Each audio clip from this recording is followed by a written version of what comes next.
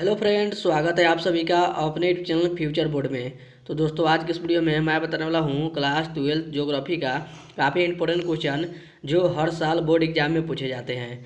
तो इस वीडियो को शुरू से अंत तक देखिएगा, इस वीडियो को कहीं से स्किप मत कीजिएगा और इस चैनल पर नया चैनल को सब्सक्राइब कीजिएगा और वीडियो को लाइक जरूर कीजिएगा।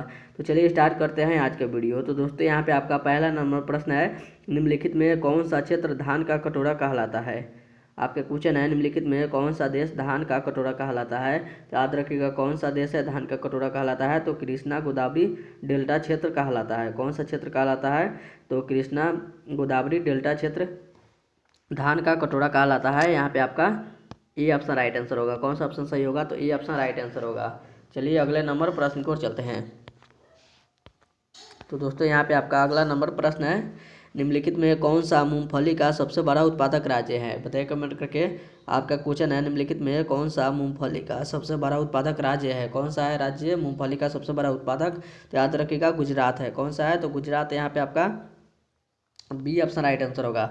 आगे चलते हैं अगले नंबर प्रश्न को। तो दोस्तों, यहाँ पे आपका अगला नंबर प्रश्न है, निम्नलिखित में आपका क्वेश्चन है, निम्नलिखित प्रदेशों में कौन सुपरलिखित प्राचीनतम नगरीय बस्ती है। बताइए कमेंट करके इसका आंसर क्या होगा। तो याद रखिएगा इसका आंसर क्या होगा, तो यहाँ पे आपका सिंधु घाटी होगा। क्या होगा, तो सिंधु घाटी। यहाँ पे आपका डी ऑप्शन राइट आंसर होगा। चलिए अगले नंबर प्रश्न को चलते हैं। तो दोस्तों, यहाँ पे आपका अगला नंबर प्रश्न है, निम्न में कौन एक उत्तर पूर्वी भारत के दक्षिणतम राज्य है।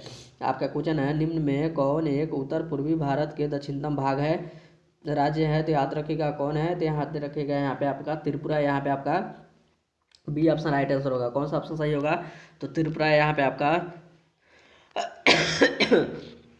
बी ऑप्शन राइट आंसर होगा। चलिए अगले नंबर प्रश्न को चलते हैं। तो दोस्तों, यहाँ पे आपका अगला नंबर प्रश्न, निम्नलिखित में कौन राजधानी नगर है। आपका क्वेश्चन है, निम्नलिखित में कौन राजधानी नगर है। तो याद रखिएगा कौन है, तो चंडीगढ़ है। कौन है, तो चंडीगढ़ है। यहाँ पे आपका सी ऑप्शन राइट आंसर होगा। आगे चलते हैं अगले नंबर प्रश्न को। तो दोस्तों, यहाँ पे आपका अगला नंबर प्रश्न है, भारत के निम्नलिखित राज्यों में से किस एक में 0:6 वायु वर्ष के बच्चों में लिंग अनुपात न्यूनतम होता है। बताइए कमेंट करके। न्यूनतम होता है, तो याद रखिएगा किसका होता है, तो हरियाणा का होता है। किसका होता है, तो हरियाणा का होता है। यहाँ पे आपका बी ऑप्शन राइट आंसर होगा। चलिए अगले नंबर प्रश्न को चलते हैं। तो दोस्तों, यहाँ पे आपका अगला नंबर प्रश्न है, किस महाद्वीप में भारत का पहला प्रवास हुआ था। आपका क्वेश्चन है, किस महाद्वीप में भारत का पहला प्रवास हुआ था। तो बताइए कमेंट करके किस में हुआ था, तो अफ्रीका में हुआ था। कहाँ पे हुआ था, तो अफ्रीका में हुआ था। चलिए अगले नंबर प्रश्न को चलते हैं।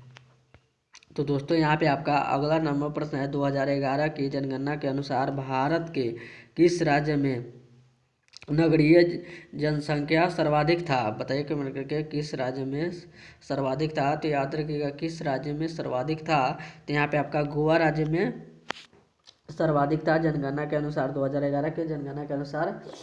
चलिए अगले नंबर प्रश्न को चलते हैं। तो दोस्तों, यहाँ पे आपका अगला नंबर प्रश्न है, भारत में सबसे पहली जनगणना कब की गई। आपका क्वेश्चन है, भारत में सबसे पहली जनगणना कब की गई। तो याद रखिएगा सबसे पहले जनगणना कब की गई, तो 1872 में की गई। कब की गई, तो 1872 में की गई। यहाँ पे आपका बी ऑप्शन राइट आंसर होगा।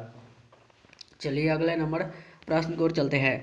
तो दोस्तों, यहाँ पे आपका अगला नंबर प्रश्न है, निम्नलिखित राज्यों में से किस एक में जनसंख्या का घनत्व सर्वाधिक है। आपका क्वेश्चन है, निम्नलिखित राज्यों में से किस एक में जनसंख्या का घनत्व सर्वाधिक है। बताइए कमेंट करके। याद रखिएगा पश्चिम बंगाल का जनसंख्या एक घनत्व है। यहाँ पे आपका ए ऑप्शन राइट आंसर होगा। कौन सा ऑप्शन सही होगा, तो ए ऑप्शन राइट आंसर होगा। चलिए अगले नंबर प्रश्न को चलते हैं। तो दोस्तों, यहाँ पे आपका अगला नंबर प्रश्न है, निम्नलिखित में से कौन भारत में पुरुष प्रवास का मुख्य कारण है। आपका क्वेश्चन है, निम्नलिखित में कौन भारत में पुरुष प्रवास का मुख्य कारण है। तो याद रखिएगा कौन है, तो यहाँ पे आपका काम और रोजगार है। कौन है, तो काम और रोजगार। यहाँ पे आपका सी ऑप्शन राइट आंसर होगा। चलिए अगले नंबर प्रश्न को चलते हैं। तो दोस्तों, यहाँ पे आपका अगला नंबर प्रश्न है, भिलाई नगर किस वर्ग का है। आपका क्वेश्चन है भिलाई नगर किस वर्ग का है, बताइए कमेंट करके किस वर्ग का है। तो याद रखिएगा औद्योगिक का है, किसका है तो औद्योगिक का है। यहाँ पे आपका सी ऑप्शन राइट आंसर होगा। आगे चलते हैं अगले नंबर प्रश्न को। तो दोस्तों यहाँ पे आपका अगला नंबर प्रश्न है वर्ष 2011 के प्रारंभ में भारत में कितनी मिलियन सिटी है। आपका क्वेश्चन है वर्ष 2011 के प्रारंभ में भारत में कितनी मिलियन सिटी है, बताइए कमेंट करके कितनी मिलियन सिटी है। तो याद रखिएगा 53 मिलियन सिटी है। कितनी मिलियन सिटी है तो 53 मिलियन सिटी है। यहाँ पे आपका ए ऑप्शन राइट आंसर होगा। चलिए अगले नंबर प्रश्न को चलते हैं। तो दोस्तों यहाँ पे आपका अगला नंबर प्रश्न है जल अभाव वाले क्षेत्रों में किस प्रकार की बस्तियाँ पाई जाती है।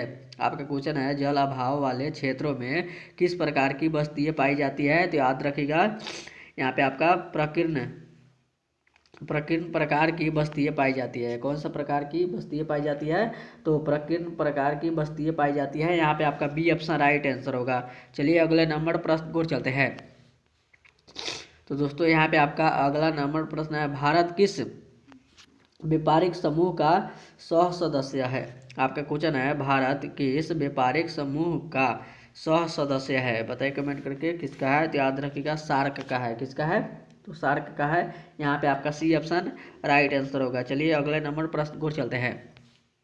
तो दोस्तों यहाँ पे आपका अगला नंबर प्रश्न है आयात एवं निर्यात के बीच मूल्यों के अंतर को क्या कहते हैं। आपका क्वेश्चन है आयात एवं निर्यात के बीच मूल्यों के अंतर को क्या कहते हैं, बताइए कमेंट करके अंतर को क्या कहते हैं। तो याद रखिएगा व्यापार संतुलन कहते हैं। क्या कहते हैं तो व्यापार संतुलन कहते हैं। यहाँ पे आपका सी ऑप्शन राइट आंसर होगा। आगे चलते हैं अगले नंबर प्रश्न को। तो दोस्तों यहाँ पे आपका अगला नंबर प्रश्न है रबर का सबसे बड़ा निर्यातक देश कौन सा है। आपके क्वेश्चन है रबर का सबसे बड़ा निर्यातक देश कौन है, बताइए कमेंट करके कौन है। तो याद रखिएगा कौन है तो मलेशिया है। कौन सा देश है तो मलेशिया। यहाँ पे आपका डी ऑप्शन राइट आंसर होगा। चलिए अगले नंबर प्रश्न को चलते हैं। तो दोस्तों यहाँ पे आपका अगला नंबर प्रश्न है निम्नलिखित महाद्वीपों में से किस एक से विश्व व्यापार का सर्वाधिक प्रवाह मिलता है, बताइए कमेंट करके निम्नलिखित महाद्वीपों में से किस एक से विश्व व्यापार का सर्वाधिक प्रवाह मिलता है। तो याद रखिएगा किसका मिलता है तो यूरोप का मिलता है। किसका मिलता है तो यूरोप का मिलता है। यहाँ पे आपका बी ऑप्शन राइट आंसर होगा। चलिए अगले नंबर प्रश्न को चलते हैं। तो दोस्तों यहाँ पे आपका अगला नंबर प्रश्न है रेल मार्ग के जाल का, आपका क्वेश्चन है रेल मार्ग का जाल का घनत्व है, बताइए कमेंट करके इसका घनत्व क्या है। तो याद रखिएगा इसका घनत्व क्या है तो संयुक्त राज्य अमेरिका में है। क्या है तो संयुक्त राज्य अमेरिका में है। यहाँ पे आपका C option B option right answer होगा।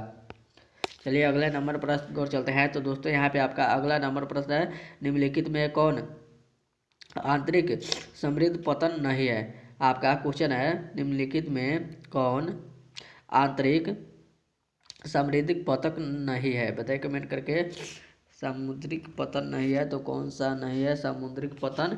तो याद रखिएगा मेफिस नहीं है। कौन सा है तो मेफिस। यहाँ पे आपका डी ऑप्शन राइट आंसर होगा। और ये था आपका वीडियो का लास्ट क्वेश्चन। तो उम्मीद करते हैं यह वीडियो आप सभी को बहुत ही अच्छा लगा होगा। तो इस वीडियो में जाते जाते इस वीडियो को जरूर एक लाइक कर दीजिएगा और चैनल पर नया तो चैनल को सब्सक्राइब जरूर कीजिएगा। तब तक मिलते हैं अगले वीडियो में, तब तक bye bye, thank you for watching. मिलते हैं अगले